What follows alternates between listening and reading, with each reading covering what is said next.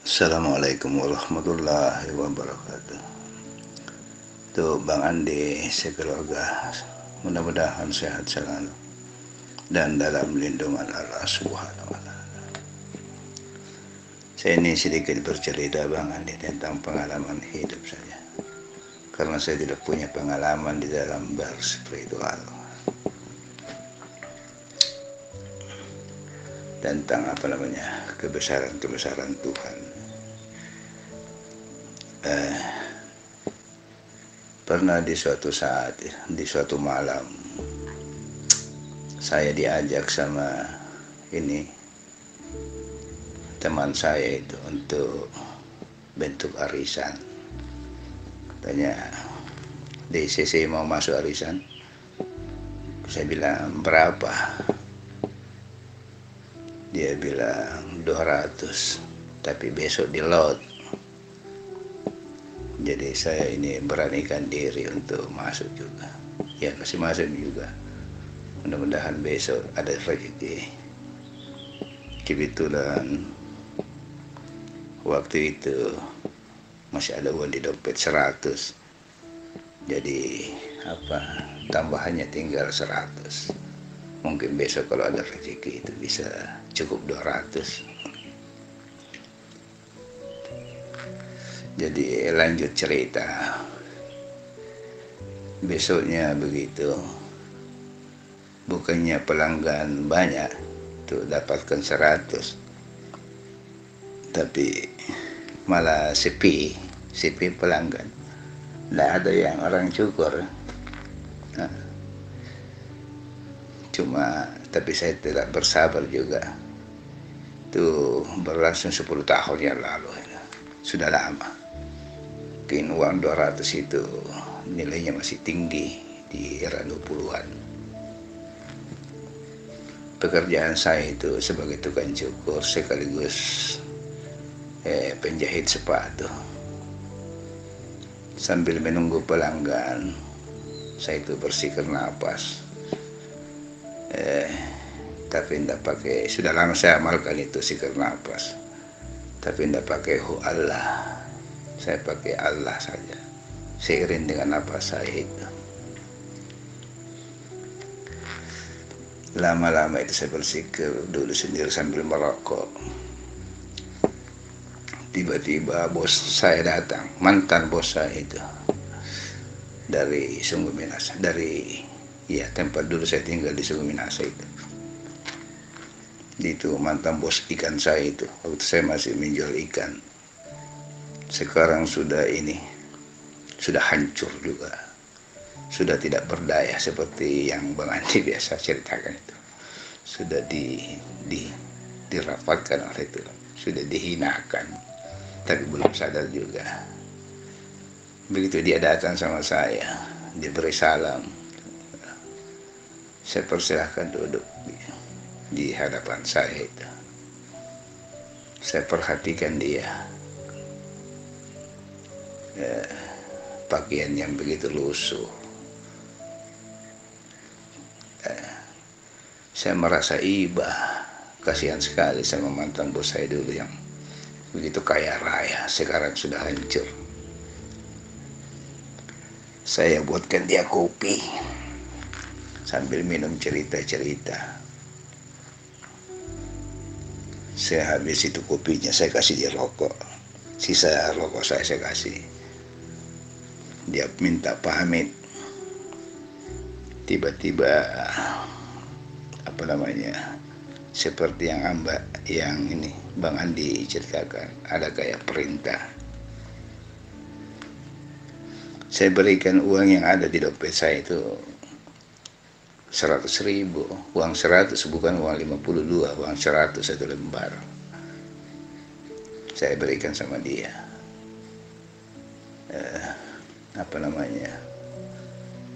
Saya ikhlas sekali saya rasakan itu, karena dia merasa gembira sekali itu waktu dia pamit.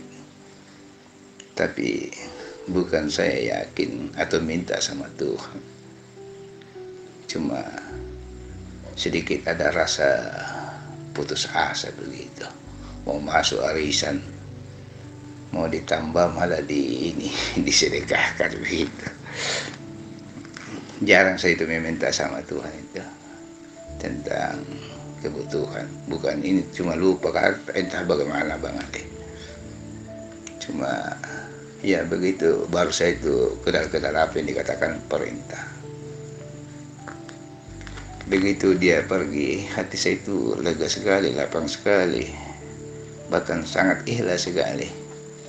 Seiring dengan ini sedikit ada putus asa, uang yang mau ditambah untuk bayar arisan malah disedekahkan.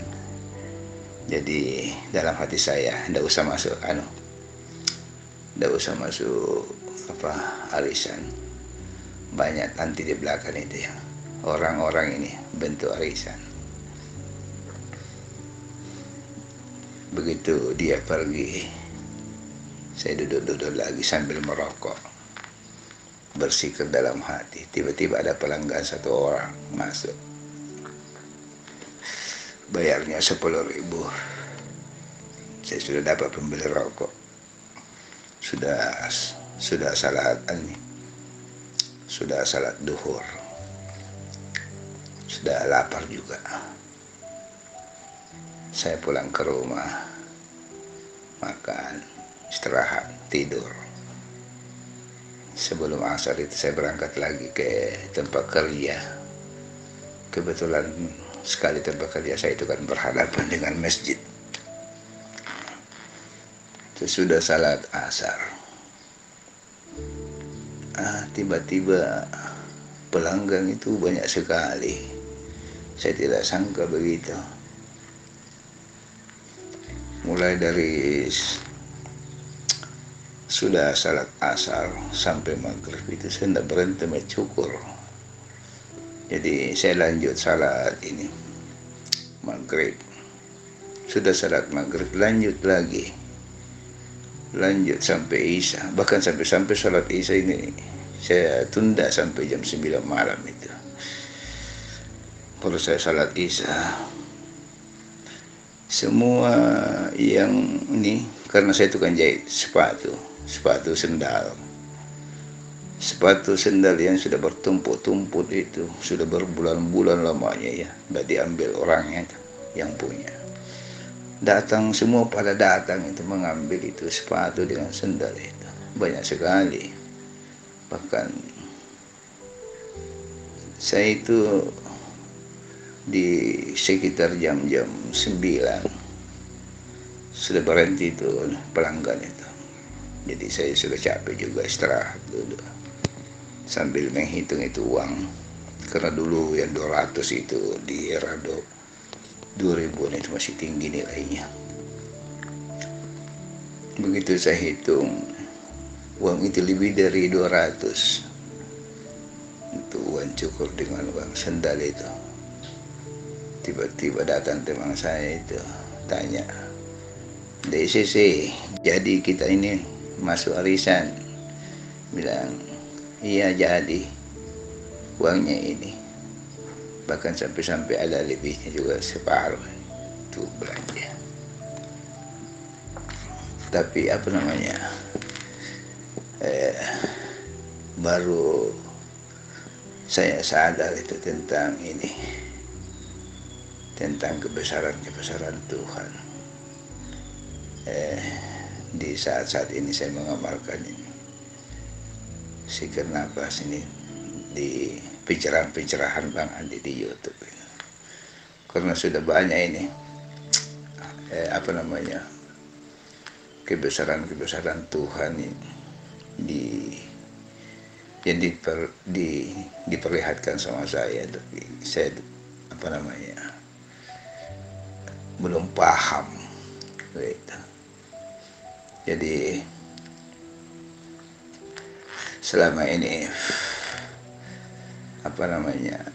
kalau masalah spiritual itu saya mungkin Tuhan belum menghendaki begitu Bang.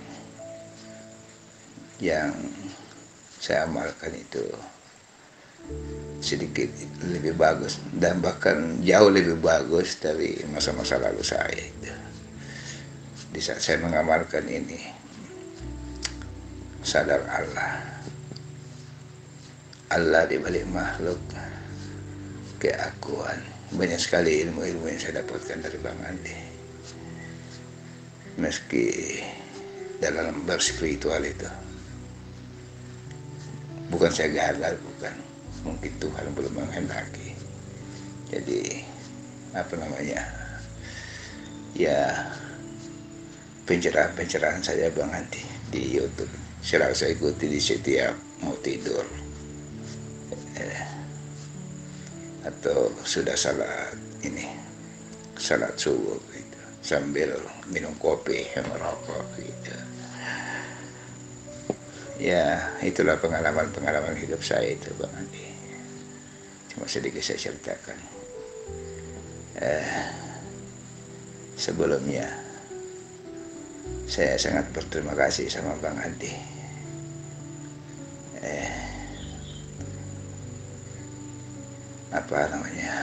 Akhir kata ini saya ucapkan assalamualaikum warahmatullahi wabarakatuh. Amin.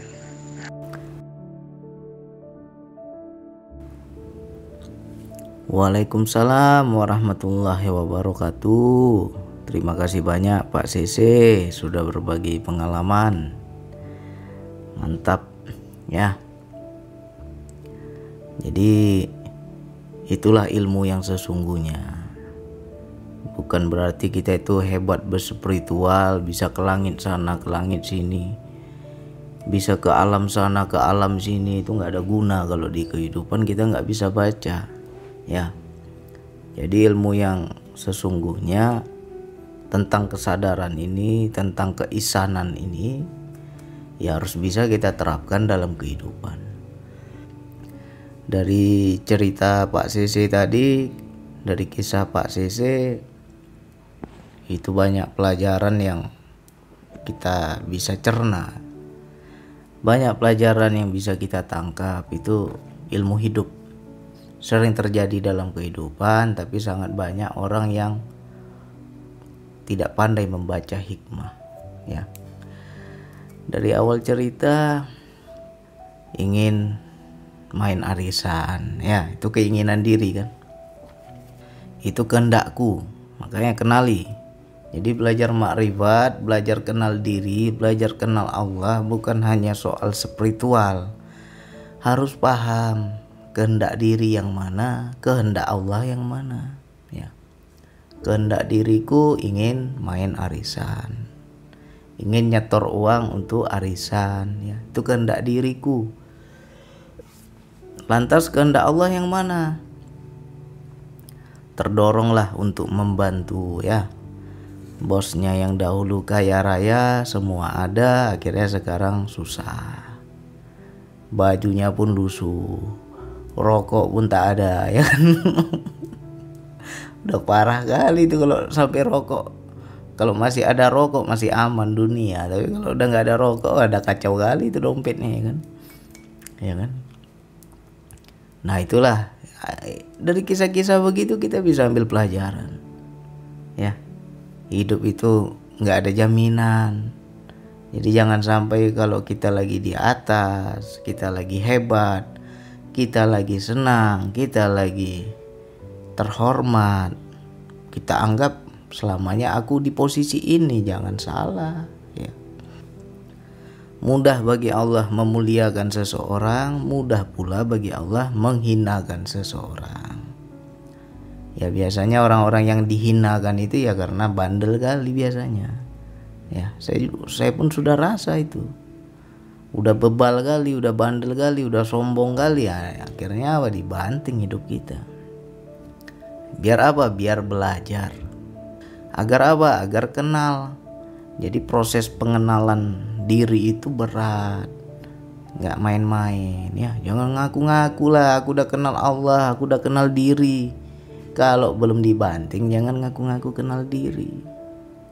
Orang-orang yang menjalani hakikat marifat, diambil dulu itu semua kemelekatan. Biar kenal mana punyamu, mana punyaku, kata Allah. Siapa yang membisakanmu, Siapa yang memampukanmu? Jangan kau akui itu kemampuanmu.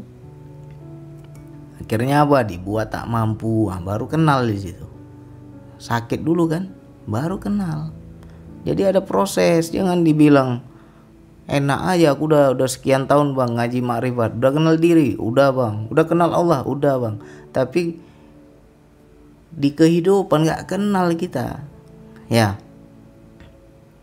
Jadi bagi saudaraku, sahabatku yang saat ini banyak bantingan, ya selamat datang.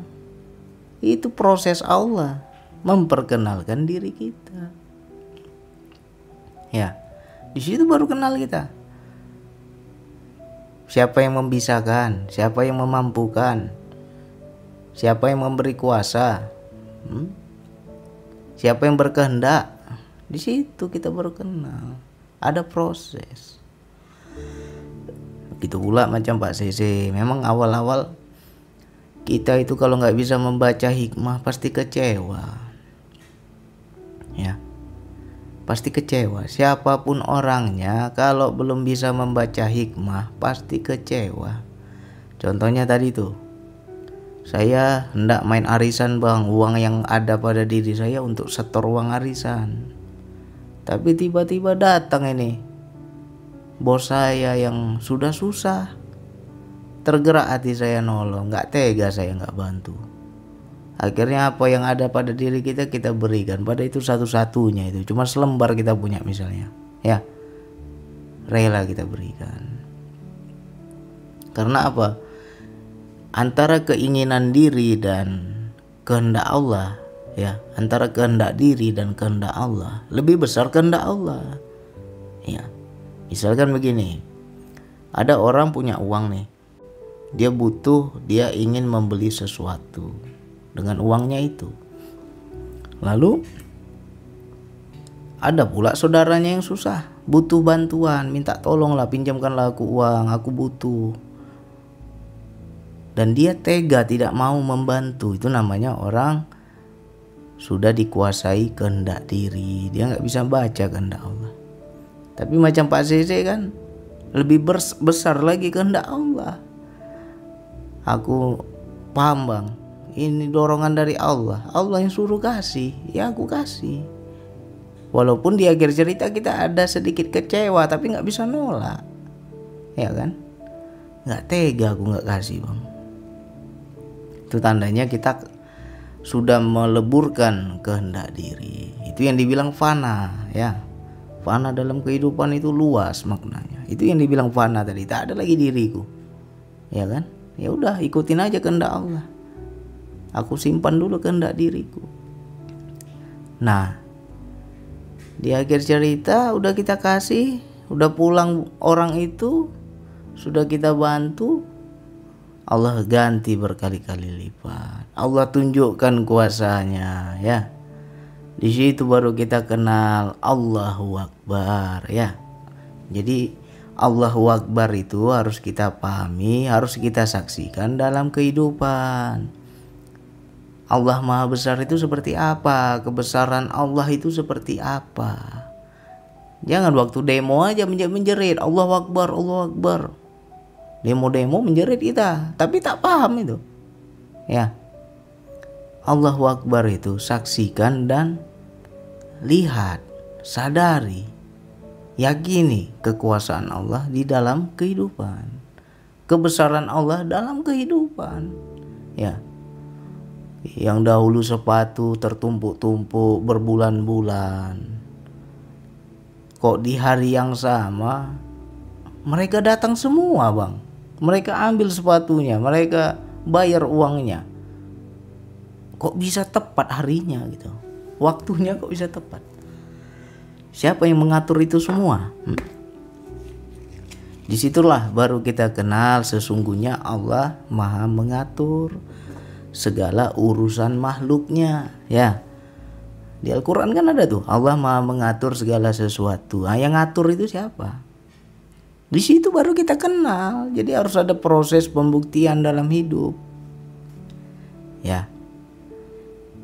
Memang awal-awal ngeri-ngeri sedap, awal-awal kita jantungan, Awal-awalnya kita kecewa, awal-awalnya kita sedih. Kenapa bisa seperti itu? Karena kita masih buta. Ya. Kecuali orang yang sudah nggak buta lagi, udah bisa melihat hikmah, itu dia nggak ada sedih. Kasih aja lah. Ya. Aku yakin nanti Allah akan ganti. Aku yakin mungkin kalau aku lanjutkan arisan bermasalah nanti.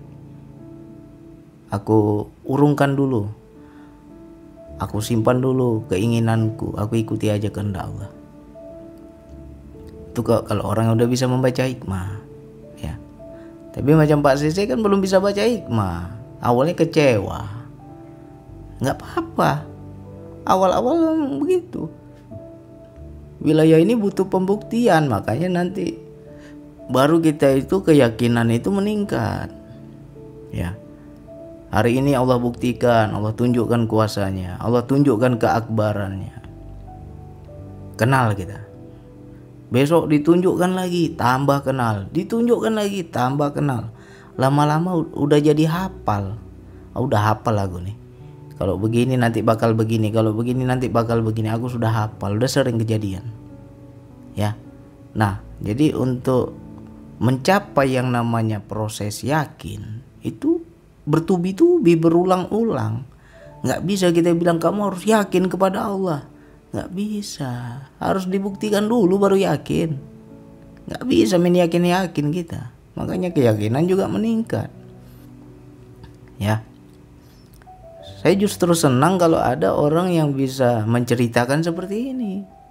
Daripada cerita DN, cerita spiritual, cerita bang saya masuk alam ini, alam itu. Nggak ada guna kalau kehidupanmu nggak berubah. Ya, lebih bagus yang seperti ini. Inilah ilmu laku, ilmu kehidupan. Ya, keisanan itu harus kita terapkan dalam kehidupan. Ya, ayat-ayat Allah itu kan ada dua. Ada yang tertulis, ada yang tidak tertulis, ya. Yang tidak tertulis yang terbentang di alam semesta ini, terbentang di langit dan bumi ini. Bacalah. Macam mana bang saya baca? Baca di mana bang? Baca di gunung, baca di batu, baca di mana bang? Baca di gerak-gerik hidup kita. Apapun kejadian kita di dalam hidup, itulah ayat Allah. Itu ayat kauniyah. Ya. Itu yang dibilang orang kitab diri. Pada dirimu sendiri itu sudah ada kitab. Baca. Itu yang harus kita pahami. Contoh, cari di Al-Quran. Ada tuh ayatnya yang berbunyi, ya, kalau saya nggak hafal Quran, makanya saya hafal yang sepotong-sepotong aja itu. Berikanlah hak orang yang meminta-minta dan orang yang tidak meminta-minta. Allah bilang apa? Berikan hak mereka. Hak orang yang meminta dan hak orang yang tidak meminta-minta. Mungkin yang kita pahami selama ini hak orang yang meminta-minta ya orang yang minta sedekah, itu yang kita pahami. Karena tiap hari dia minta sama kita. Ya kan? Nah, hak orang yang tidak meminta yang mana? Ya itulah yang kejadiannya sama Pak CC. Datang bos saya bang, dulu dia hebat bang, dia senang bang. Tapi sekarang udah susah hidupnya bang. Saya lihat pakaiannya lusuh, rokok pun tak ada. Sedih saya bang, kasihan saya. Akhirnya tergeraklah saya membantunya. Itu berarti Pak CC sudah menjalankan ayat Allah yang di Al-Quran, yaitu memberikan hak orang yang tidak meminta. Orang itu gak minta sama kita, tapi ketika kita ada muncul rasa iba, muncul rasa dorongan hendak membantu, kelihatannya dia butuh ini. Gak sangka saya dulu begitu senangnya, dulu begitu hebatnya, sekarang jatuh terpuruk, dan saya tergerak untuk membantu. Ya udah, kita bantu. Itu berarti kita sudah menjalankan Quran. Ya. Jadi Al-Quran itu bukan untuk dibaca, bukan untuk dihafal, tapi harus dilakukan dalam hidup. Ya. Makanya kita jangan hanya sekedar baca, harus kita amalkan dalam hidup. Sudahkah gerak-gerik hidup kita ini mencerminkan Quran? Sudahkah gerak-gerik hidup kita ini ada ayat Allah di Al-Quran? Ya, di situ kita harus buktikan. Satu lagi ayat di Al-Quran, ketika kamu berbuat satu kebaikan, aku akan ganti 10 kebaikan, kata Allah. Akan kubalas 10 kebaikan. Itu kata Allah. Apabila kamu berbuat satu keburukan, aku balas 1 keburukan. Tapi kalau kamu berbuat 1 kebaikan, aku balas 10, bisa lebih. Ya, suka-sukanya Allah. Nah, itu kan terjadi dalam hidup. Pak Sese ngasih 100.000. Nah, coba dihitung itu. Dari hasil yang didapat orang datang dalam hari yang sama itu berapa ratus, berapa kali lipat. Itu juga Quran. Ya. Nah, jadi bagi kita yang sudah membuktikan, makanya kita belajar itu jangan sekedar ngaji, jangan sekedar menyimak, jangan sekedar mendengar. Harus buktikan dalam hidup. Ya. Kepada siapapun kita dengar ceramah, kepada siapapun kita dengar tausiah, amalkan dalam kehidupan. Ya. Itu yang sesungguhnya Al-Quran. Ada bang ayatnya di Al-Quran bang, cocok itu bang sama kejadian di hidup saya. Nah, berarti kamu sudah menjalankan Quran. Ya. Nah, itu harus kita hafal-hafal. Kalau bagi saya begini. Ya. Kalau orang kan tentang sedekah itu kan selalu hanya membaca yang tertulis saja. Di Quran dibilang kau kasih 1 nanti kau diganti 10. Akhirnya apa? Dia berbagi. Banyak-banyak sedekah, tapi yang dia harapkan kelipatan sedekah. Itu juga masih ada udang di balik bakwan itu. Berarti masih ada maunya, nggak ikhlas. Ya. Tapi kalau kita membuktikan segala gerak hidup ini dengan keikhlasan, disitulah baru kita ibaratnya tercengang kita. Tercengang dalam arti kata dahsyat kali. Allah balas ini kok cepat sekali. Allah tunjukkan kuasanya. Di situ kita bingung-bingung sendiri tuh, ya kan? Kalau bagi saya sih, coba nanti teman-teman ya, dihafal-hafal ini ya. Kalimat saya ini dihafal-hafal. Kalau saya udah sering membuktikan dalam hidup, ketika ada yang meminta kepada kita, itu sejatinya Allah hendak memberikan kepada kita. Ya. Ibarat kata gini loh, kalau kita mau hitung-hitungan sama Allah ya. Aku mau kasih 10 ini, kata Allah. Tapi kau kasih dulu 1 ya. Kau serahkan dulu milikmu 1 biji itu, kau berikan. Nanti aku mau kasih 10. Nah, bahasanya seperti itu. Jadi ketika ada yang meminta kepada kita, sejatinya Allah hendak memberikan kepada kita. Cuman ketika dimintai, banyak orang kedekut, pelit, apalagi kerit, bakil, ya. Karena dia menganggap ketika punyaku satu-satunya dimintai, aku akan rugi, aku akan kehilangan.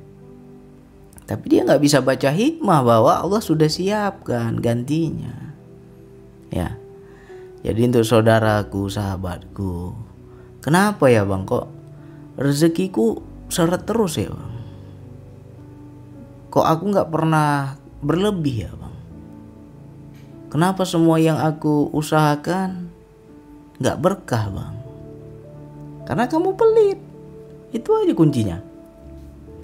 Jadi untuk saudaraku, sahabatku, yang paling banyak membuat rezeki terhalang itu, ya, karena kita membatasi diri. Itu satu. Kita terlalu melekat pada apa yang kita miliki. Ya. Jangankan sama orang lain, sama istri sendiri kadang kita pelit. Ya, ini untuk para suami ini mudah-mudahan dengar ini. Ya. Dengan istri sendiri kamu pelit, gak akan berkah rezekimu. Ya contohnya ginilah, contoh. Istri kepingin sesuatu nih, bang nanti kalau udah gajian beli ini ya bang. Atau bang kalau udah gajian beli itu ya bang. Kepingin dia. Kita karena berkaca dengan kemampuan kita, janganlah. Ya, jangan kamu banyak keinginan. Gaji saya gak seberapa, kamu minta ini minta itu. Lebih banyak lagi yang harus kita penuhi kebutuhan yang lain. Akhirnya apa? Kita menolak itu. Tapi kita nggak bisa baca bahwa ketika istri minta, Allah mau kasih itu sebenarnya. Coba buktikan nanti. Ya. Apapun yang istri minta, kalau kita bersedia, Allah kasih jalan. Saya sering buktikan itu. Bang, lemari udah rusak bang, udah berlubang ini, ganti baru lah bang. Gajian nanti beli lemari ya bang. Istri minta tuh kan. Bagi orang yang gak sadar Allah akan marah dia, mau banyak kali permintaan. Tapi bagi orang yang bisa membaca hikmah, senang kali dia, siap, nanti kita beli gitu aja. Padahal uang belum ada nih, ya kan? Kamu minta apa? Lemari nanti beli ganti baru. Ya udah, nanti kita beli. Iyakan dulu. Itu syaratnya itu. Iyakan dulu. Walaupun kita belum ada uang. Ya. Walaupun kita belum ada uang. Tapi minta bantu doa. Nah, kamu doalah biar murah rezeki saya. Kalau ada saya kasih. Ya. Kalau kita iyakan, lihat nanti ada saja rezekinya dan bisa terbeli itu. Ya, karena apa? Di hati kita tulus. Istriku minta ya Allah, enak kali dia minta sama aku. Tapi aku gak mampu ya Allah. Sekarang aku mintalah padamu ya Allah. Kalau engkau mempercayakan aku, engkau memurahkan rezekiku, aku bisa menyenangi istriku. Ya, gak perlu kita marah sama istri. Saya begitu. Apa yang dia minta, saya iyakan dulu. Walaupun saya belum ada uang. Tapi di akhir cerita ada uangnya. Ada saja jalannya. Ya. Macam anak saya, bang. Ya. Sepeda jaki udah rusak-rusak tuh ya. Ganti sepeda baru lah ya. Siap, nanti ayah beli. Langsung siap. Kenapa? Saya udah baca ini Allah mau kasih ini untuk anak saya sepeda. Ya, bisa nggak kita seperti itu? Kalau bisa, mudah itu semua. Nggak marah kita sama anak, ngapain marah? Kalau orang yang nggak, karena mikirkan, aduh nggak ada uang, ini banyak permintaan, marah dia. Kalau saya nggak, siap, nanti ayah belikan. Nah, kamu bantu ayah doa, ya kan? Tinggal minta kita ke Allah. Belajar dari anak kita itu, belajar dari istri kita. Enak kali dia, kepingin ini minta, kepingin itu minta. Kenapa kita gak bisa juga begitu kepada Allah? Ya Allah, anakku kepingin sepeda ya Allah. Dia hendak mengaji, tiap hari dia jalan kaki jauh. Coba ada sepeda ya Allah, mudah dia mengaji, gak capek dia jalan kaki. Mudahkanlah untukku ya Allah. Aku ingin menyenangi anakku. Aku ingin membahagiakan anakku. Bukankah membahagiakan anak istriku itu ibadah ya Allah? Mampukan aku ya Allah. Ada saja jalannya itu. Ya. Jadi macam Pak CC tadi, kenapa? Kecewa. Karena belum bisa baca hikmah. Kalau kita bisa baca hikmah, lebur keakuan kita, kemelekatan diri kita udah serahkan. Aku yakin nanti Allah ganti. Ya. Kenapa Pak Sesi belum bisa yakin? Karena wilayah ini butuh pembuktian. Ya. Kalau saya selalu hafal itu, hafal. Ya. Terkadang kita posisi lagi sulit, susah lah kalau dibilang. Kita pun kurang, kita pun nggak ada uang. Tapi begitu datang keluarga terdekat, kita lihat susah, dia lagi ada masalah, tergerak hati kita. Seperti ada yang perintahkan, bantu dia, berikan. Apa daya? Mana yang lebih kita takuti? Ya kan? Kalau kita bisa menyaksikan Allah kala itu, betul-betul diri ini fana, ya. Gak ada lagi lah diriku, gak ada lagi lah kehendakku. Yang ada hanya kehendak Allah sekarang. Ya udah, serahkan. Nah, jadi kita belajar dari orang terdekat dulu. Makanya kalau yang sulit rezeki, nah ini dirubah. Sama anak jangan pelit, sama istri jangan pelit. Ya. Apapun kehendak mereka, apapun keinginan mereka, selagi masih di batas wajar, ayo kita belajar yakin kepada Allah. Berani nggak kita? Nggak ada uang nih. Ya minta inilah ya, beli itulah ya. Siap, nanti kita beli. Emang uangnya ada katanya. Ya tinggal minta sama Allah. Ya kan? Kau enak kali kau butuh minta sama ayah. Ya kan? Ayah gitu juga lah, tinggal minta sama Allah. Bisa nggak kita begitu? Nah, jadi kita yang enak itu ilmu hidup. Ya. Bukan hebat-hebatan spiritual, nggak ada guna hebat spiritual. Tapi di kehidupan nggak terbaca kuasa Allah, nggak terbaca ayat-ayat Allah. Ya, ayo kita belajar membaca itu. Buktikan dalam hidup. Kalau memang niat kita, aku hendak menyenangi anak istriku ya Allah. Hari ini memang sempit, ya. Hari ini memang nggak ada. Hari ini memang sulit. Tapi aku yakin Engkau udah siapkan semuanya. Aku yakin Engkau sudah kumpulkan semuanya. Dan Engkau akan memberikan di waktu yang tepat. Prasangka terus sama Allah yang baik. Ya. Gitu. Makanya kadang istri kaget juga itu. Dari mana uangnya bang? Kok bisa bang? Ya, apa yang gak bisa sama Allah? Dengan cara Allah, bukan dengan cara kita. Ya. Nah, terima kasih Pak Sesi udah berbagi cerita. Ini sering terjadi di kehidupan. Tapi banyak orang gak bisa ambil pelajaran. Sering ini terjadi. Ya. Nah itu coba dihafal-hafal. Nanti kita akan semakin yakin, semakin kenal itu. Ya. Kalau aku lakukan begini, nanti akan terjadi begini. Aku lakukan begitu, akan terjadi begini. Nanti hafal kita. Makanya butuh pembuktian. Jadi sejatinya kenal diri, kenal Allah itu di kehidupan. Ya. Kehendak diriku yang mana? Kehendak nafsu yang mana? Kehendak Allah yang mana? Baca itu. Terpisah-pisah dia. Bisa gak kita baca? Yang mana yang kita ikuti? Ya. Jadi kalau segala sesuatu keinginan tidak terjadi, apa ya? Sulit lah. Aku ingin begini, aku ingin begitu, tapi sulit. Baca perintah. Bisa jadi Allah tidak berkehendak di sini, makanya Allah gagalkan. Bisa jadi keinginanku ini tidak baik, makanya Allah gagalkan. Allah punya rencana yang terbaik. Allah Maha tahu ke depannya bagaimana. Ya. Sedikit cerita, dulu ada sahabat kita yang dia ingin kerjasama sama temannya.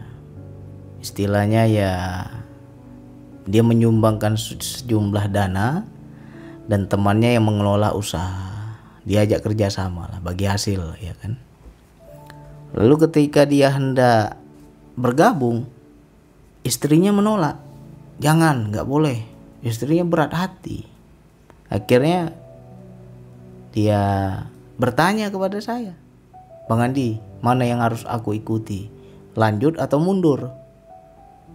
Ya, aku ndak lanjut, tapi istriku nggak kasih bang, nggak setuju dia. Nah, langsung saya bilang apa? Baca bahwa Allah lah di sebalik istrimu, nggak usah kamu lanjutkan. Akhirnya apa yang terjadi? Setelah berapa bulan terdengarlah kabar bahwa usaha kawannya itu bangkrut, gagal ya. Untung pula dia nggak ikut gitu. Ya. Jadi kalau segala sesuatu sulit ya, aku ndak melakukan sesuatu tapi istriku nggak setuju, dia melarang, itu kan sulit tuh. Itu baca, itu Allah itu yang larang. Ya, jangan kita hanya lihat makhluk. Sama juga macam halnya Pak CC, saya ingin main arisan. Kalau memang Allah berkehendak mudah itu, ya kan? Kalau Allah tidak berkehendak susah, sulit. Gitu aja. Jadi Allah Maha tahu yang terbaik. Jadi kita jangan kecewa. Kecewa itu karena memperturutkan kehendak diri. Aku maunya A, aku maunya B. Rupanya nggak jadi. Kecewa.